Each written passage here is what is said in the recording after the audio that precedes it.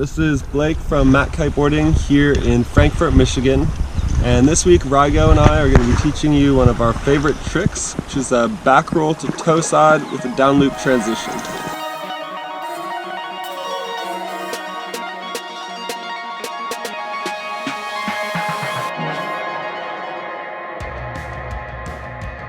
Today we're going to be teaching you how to do one of my favorite tricks, which is simple but a lot of fun, the back roll to toe side and then transition out. So if you can do a back roll and you know how to pop toe side, then you're ready to do this trick.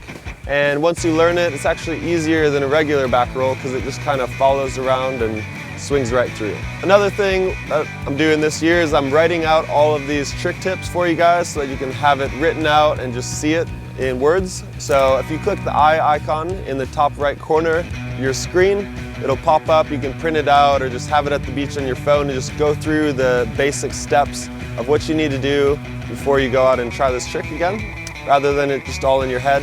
And yeah, it just makes it a little bit easier to have it written form. So yeah, just hit the eye icon in the top right corner of the screen and print that out, have it at the beach with you. So the first step for a back roll to toe side transition is that you want to edge a little bit harder with your pop. So you want a little bit more time in the air so you can spin that extra 180 around. And so what you're going to do is, rather than just pop a back roll, you're going to pop and spin a little bit more around so that way you have the extra rotation into your back roll, and then that makes it easier to swing your hips around and follow through. So this trick can be done hooked in or unhooked, whatever you prefer, and basically you're doing the same back roll as you usually would, but rather than trying to get super inverted to start, you want to just do more of a 360 spin and just spin that rotation around. Hey, what's up guys? Rygo here. So I'm just filming this week to help Blake out. When we were in Key West a couple of weeks back, we accidentally forgot to film a couple of steps for this trick. So I'm just going to fill some of the gaps. For step 2 with the back to revert, what you want to do is you want to release your edge late. And when you're doing a regular back roll, you still stomp down really hard with your back leg, but when going to revert, you need to release from the water a bit later. So you're actually almost about halfway through your rotation when you actually stomp down and release that edge.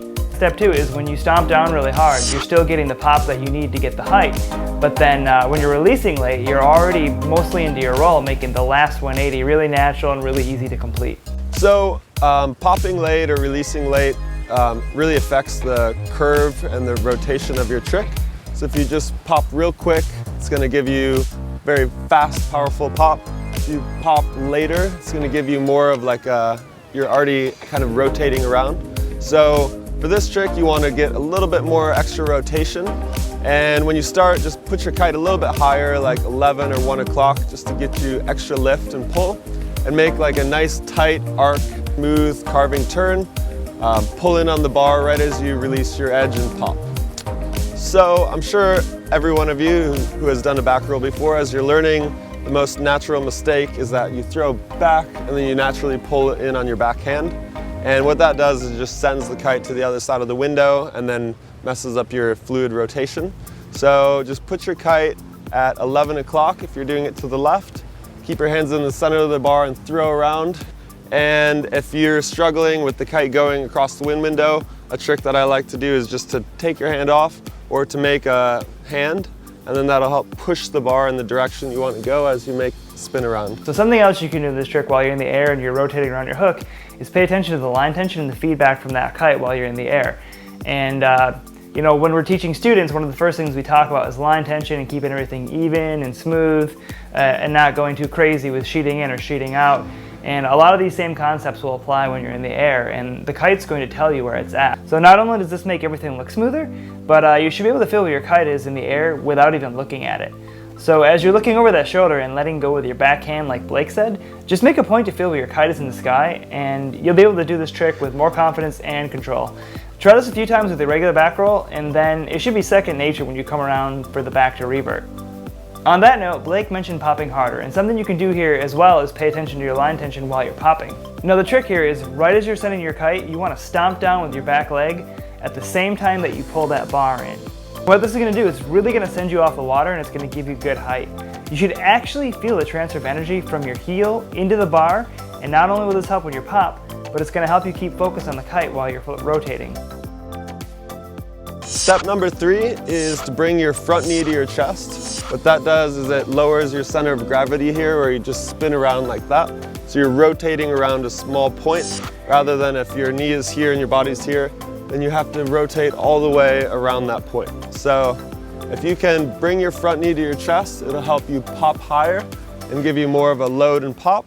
And then as you bring your front knee to your chest, drop your shoulder and bring them together. That'll contain your spin, rather than as you're coming around like this, it's easy to get out of control and off axis. So one of my personal favorite things to do with back roll to toe side is to get my shoulder and my front knee as close to each other as possible. That also makes it easier once you get there to grab the board and just contain it all into one little ball. Biggest step with this trick is to make sure that as you're doing the down loop that you don't hold your edge. You want to point your board downwind towards the kite as it pulls you through.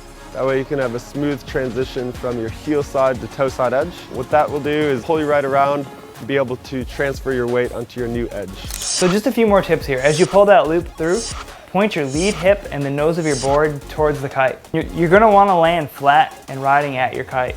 And to make the transition, you need to keep your weight over your back leg.